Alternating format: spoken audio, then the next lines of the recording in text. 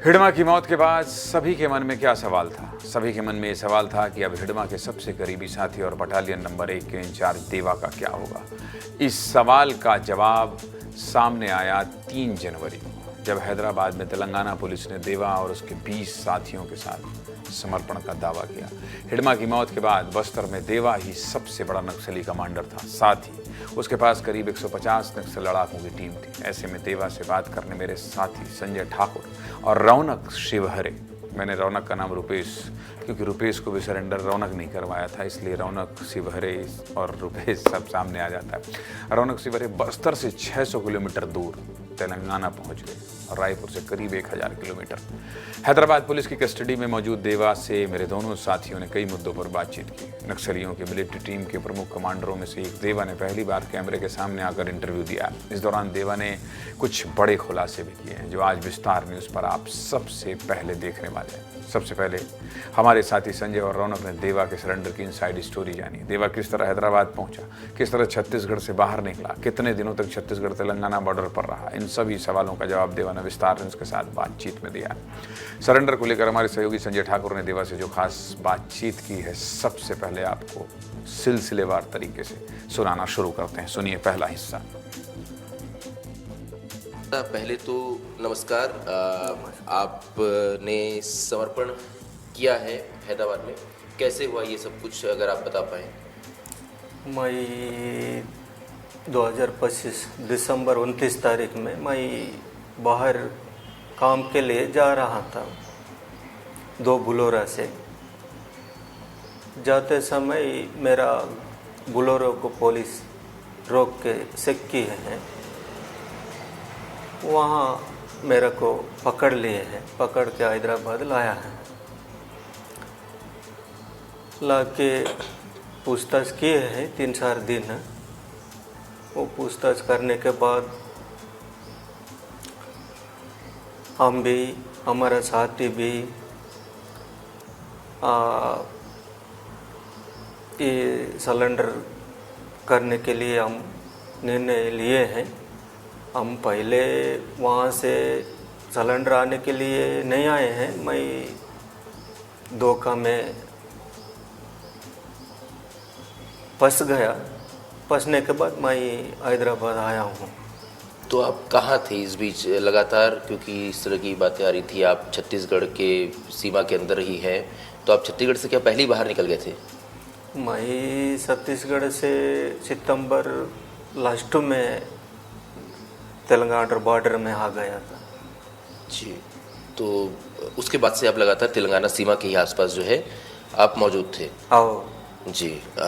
सितंबर last से दिसंबर तक ये छत्तीसगढ़ तेलंगाना बॉर्डर में था।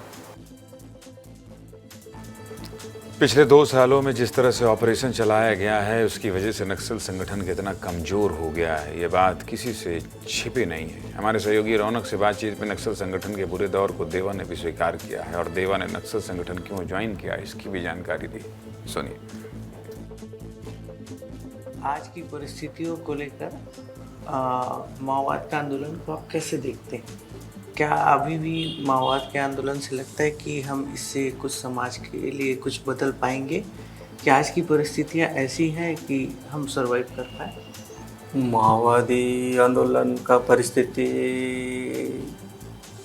इस समय में तो पहले से 1-2 साल से देखने से अभी तक तो परिस्थिति थोड़ा पार्टी का पोजीशन कमज़ोर है। वो मुठभेड़ में साथी लोग मारे जाना, बाकी लोग वापस जाना, बाकी लोग सरेंडर आना, ये पार्टी का पोजीशन देखने से थोड़ा कमज़ोर है। आप इसमें किस उद्देश्य को लेके आए थे इस आंदोलन में? आपका क्या सोच था? मैं आने का उद्देश्य बोलने से तो ये समाज को बदलना है। ये समाज में बहुत फर्क है। इस समाज को, इस व्यवस्था को बदलने करके आए हैं। क्या लगा था वर्दी में जब आप थे, तो कैसे आप संगठन की तरफ कैसे आकर्षित हुए, क्या सोच के आए? भाई जनता का समस्या को देख के आए हैं। ये समस्या ऐसा साधारण हिसाब से नहीं बदल सकते हैं, ये क्रांति से बदल सकते हैं। इसीलिए पार्टी में जाना है। देवा का जिक्र जब भी होता है तो हिडमा का नाम अपने आप जुड़ जाता है। हिडमा और देवा एक ही गांव के थे और दोनों को नक्सल संगठन में जय और वीरू की जोड़ी कहा जाता था। ऐसे में विस्तार न्यूज़ ने हिडमा को लेकर भी सवाल किया, जिसमें देवा ने बताया कि किस तरह दोनों नक्सल संगठन में भर्ती हुई। इसके अलावा हिडमा से देवा की अंतिम बार कब बातचीत हुई थी और हिडमा को लेकर उड़ रही अफवाहों में कितनी सच्चाई है, इन तमाम सवालों का भी देवा ने जवाब दिया है। सुनिए। आप पुअर्ती गांव से हैं, हिडमा दादा पुअर्ती गांव से थे, वो लेकिन आपसे बहुत पहले संगठन में चले गए थे। आपको संगठन में किसने लाया? कौन नेता था उस वक्त जो आपको संगठन में जिसने ज्वाइन कराया हो? और उस वक्त हिडमा दादा का क्या कद था संगठन जब आप संगठन में आए? मैं 2003 में भर्ती हुआ था। वो हिडमा 97 में भर्ती हुआ था पार्टी में जी। उनका विचार से वही भर्ती हुआ, मेरा विचार से मैं भर्ती हुआ। मैं अलग अलग से आया हूँ। उनको देख के मैं नहीं आया हूँ, वो मैं को देख के वो नहीं आया हूँ, अपना अपना विचार से आए हूँ। तब आप दोनों की पहचान थी क्या? ऐसा माना जाता है कि आप दोनों बहुत खास थे क्योंकि एक ही गांव से थे, आप दोनों दोस्त थे बहुत अच्छे। तो भाई समझते हैं, वो ज़्यादा दूर का नहीं है, परिवार थोड़ा आसपास में था। भाई समझते हो, मैं ऐसा मानते भी हैं। हिडमा दादा के इनकाउंटर को आप कैसे देखते हैं? उनके इनकाउंटर के बाद बहुत तरह की जो है अफवाहें उड़ी, ने कहा कि देवजी दादा का हाथ है इसके पीछे। आप कैसे देखते हैं? आपको कैसे पता चला कि उनका इनकाउंटर हो गया है? वो मनीष कुंजम आरोप किए कि वो हिडमा को देवजी मारवाया करके बोले हैं, वो तो झूठ है जी। वो तो देवजी नहीं मारा है, मारने का साजिश भी नहीं किए हैं। वो आखिरी बार आपकी बात कब हुई थी हिडमा दादा से? आपकी बातचीत होती थी इस बीच लगातार कि आप लोग का संपर्क टूट गया था? हिडमा दादा मेरे को अक्टूबर 27 तक मेरा संपर्क था। अच्छा। और संपर्क में था। मेरा 27 में अलग होके वो गया विजयवाड़ा में। 27 तक साथ में था जी। बटालियन नंबर 1 का पूर्व इंचार्ज जब विस्तार न्यूज़ के कैमरे पर बैठा तो इतिहास के सबसे बड़े ऑपरेशन की जानकारी भी सामने आई। हमारे साथी संजय ठाकुर ने कर्रेगुट्टा में चले ऑपरेशन ब्लैक फॉरेस्ट के बारे में भी सवाल किया। देवा से ये सवाल करना इसलिए बहुत ज़रूरी है क्योंकि नक्सल संगठन ने देवा को ही पहाड़ी पर मौजूद ठिकाने को बचाने की जिम्मेदारी सौंपी थी। कर्रेगुट्टा की कहानी भी आपको सुना देते हैं, जो आप पहली बार विस्तार न्यूज़ में सुन रहे हैं। पहली बार किसी ने ये सवाल किया है। संजय ठाकुर और रौनक का ये एक्सक्लूसिव इंटरव्यू आप सुनिए, जिसमें कर्रेगुट्टा के पूरे ऑपरेशन की कहानी सुनाई। कर्रेगुट्टा की पहाड़ी में जब एक बहुत बड़ा फोर्स ने ऑपरेशन चलाया था, पुलिस ने लिखा है कि उस वक्त वहाँ सुरक्षा के इंचार्ज जो है आप थे और उस वक्त वहाँ पे दामोदर, देवजी, हिडमा सभी बड़े नक्सली मौजूद थे, लेकिन आप सभी को सुरक्षित तरीके से बाहर लेके चले गए। क्या हुआ था उस दौरान? आप लोग कर्रेगुट्टा में ही थे और कैसे पूरा ऑपरेशन हुआ था, अगर आप बता पाए? हम अप्रैल में पूरा कर्रेगुट्टा में था जी। हम सोचा कि ये ऑपरेशन 1-2 दिन का है करके मैं सोचा। इतना बड़ा ऑपरेशन करके मैं कभी नहीं सोचा था जी। वो हमला होने के बाद चला कि ये बड़ा ऑपरेशन करके मैं सोचा हूँ। तो उसके अप्रैल 22 तारीख सुबह से 6:30 बजे हमला शुरू हुआ जी। अप्रैल लास्ट तक मैं कर्रेगुट्टा के ऊपर था जी।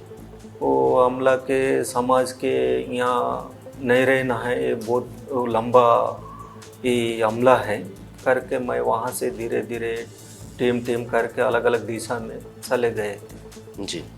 तो सभी सुरक्षित बाहर निकल गए थे, सारे बड़े नेता? सभी सुरक्षित में निकल गया था जी। वो हमारा साथी लोग 36 लोग मारे थे जी। जी। वो पेशेंट बेस था, एक टीम था। देवा ने जब सरेंडर किया था तो पहली बार अमेरिका और इजराइल में बने आधुनिक हथियार नक्सल संगठन से बाहर आए थे।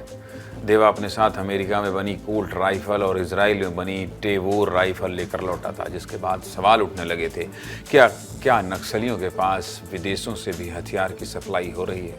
हमारे साथी संजय ठाकुर ने हथियारों के रहस्य का जवाब भी देवा से लिया है, सुनिए। अच्छा, आप लोग अभी जब समर्पण या आप लोग जब वापस आए तो आप लोग के पास कुछ हथियार मिले, उसमें 2 हथियार बहुत मुख्य थे, एक यूएस में टेवोर बंदूक और एक इजराइल में कोल्ट बंदूक राइफल।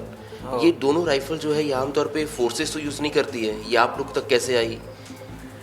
ये फोर्स से मिला है हमको जी। तो ये जो एक आरोप लगते हैं कि आप लोग को विदेश से हथियार मिलते हैं, ये आरोप सही है क्या? ये हमको विदेश से हथियार नहीं मिलता है, अभी लाया भी नहीं विदेशी से। पीएलजी बटालियन की बात करें तो इसमें 16 वर्ष के कुछ साथी भी हैं आपके जो कम उम्र के हैं, तो क्या संगठन ऐसे कम उम्र के बच्चों को भी मतलब हथियार पकड़ाने का अनुमति देता है, या इसके लिए किसी और तरीके से स्कूल के माध्यम से आगे की पढ़ाई करके उनको जोड़ा जाता है? पीएलजे बटालियन में कम उम्र वाले तो इक्का दुक्का 1-2 था, ज़्यादा नहीं था। उनको भी हम 15 साल से कम नहीं भर्ती करता है, 15 साल से ऊपर ही भर्ती करते हैं। वो भर्ती करते समय भी हम ज़बरदस्ती नहीं भर्ती करते हैं, उनका विचार को लेके भर्ती करते हैं। इन सभी जानकारियों के अलावा जो सबसे अहम सवाल है वो ये है कि क्या अब नक्सल संगठन झुकेगा? क्या अब नक्सलियों का एक बड़ा सरेंडर देखने को मिलेगा? हमारे साथी संजय ठाकुर ने बाकी नक्सलियों से अपील करने को लेकर भी बातचीत की। अपील को लेकर देवा क्या कह रहा है, सुनिए। लगातार क्योंकि फोर्स द्वारा बड़े ऑपरेशन चलाए जा रहे हैं, आपके कई साथी जो हैं अलग अलग इनकाउंटर से मारे जा रहे हैं, उनमें अधिकांश जो है बस्तर के आदिवासी हैं, तो उनको आप क्या संदेश देना चाहते हैं? क्योंकि बटालियन को आप लीड करते थे और फिलहाल बटालियन के ही सबसे एक सदस्य जो है वो बस्तर में खासतौर पे दक्षिणी इलाके पे मौजूद हैं, तो उन साथियों को क्या संदेश आप देना चाहते हैं? हम तो अभी अरेस्ट होके हम सरेंडर हो गया है, वो उनके बारे में मैं यहाँ आके सरेंडर करने के बाद मैं संदेश नहीं दे सकता है। वहाँ रहे कितना लोग है वही निर्णय कर सकते हैं, वो आएंगे कि नहीं आएंगे कि उन निर्णय कर सकते हैं, हम नहीं बता सकते उनको। उनके लिए समाज प्रमुख लोगों को और जनता को हम अभी संदेश नहीं दे सकते हैं, हम अभी सोचा भी नहीं है।